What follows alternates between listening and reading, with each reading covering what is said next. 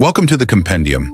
In the year 1207, in the Kingdom of Hungary, a child was born into royalty, surrounded by silk, power, and expectation.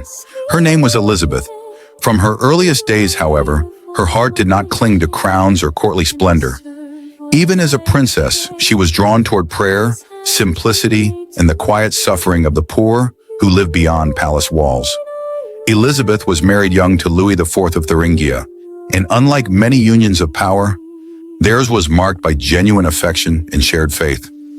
As a noblewoman, she walked the halls of authority, yet her steps often turned away from feasts and ceremonies and toward the hungry, the sick, and the forgotten. She used her wealth to build hospitals, distribute bread, and personally tend to wounds, acts that shocked the aristocracy and unsettled those who believed charity should remain distant and dignified. Stories followed her wherever she went. One day, as she carried bread hidden in her cloak to the poor, she was confronted in order to reveal what she bore.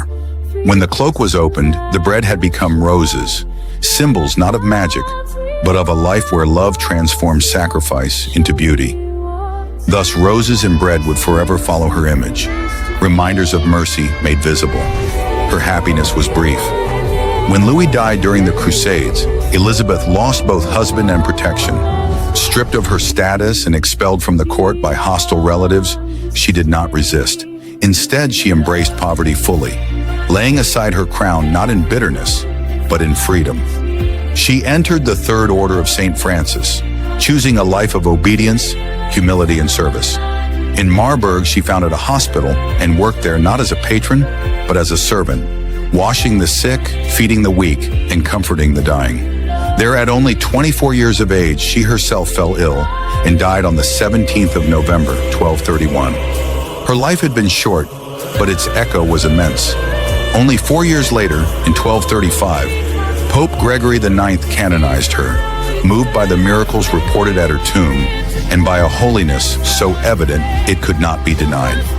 She became the patron saint of the poor, beggars, widows, orphans, hospitals, Catholic charities, bakers, and all who serve others in quiet sacrifice.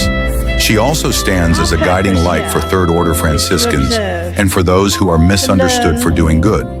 Her words remain as enduring as her deeds. We must help the poor in such a way that they feel they are not being helped, but honored. In that single sentence lies her theology. Charity not as condescension, but as reverence. Saint Elizabeth of Hungary lived as one who understood that true royalty is measured not by power held, but by love given. Her life teaches that holiness is not found in escape from the world, but in transforming it through compassion. This is the Compendium, revealing the timeless truth of faith.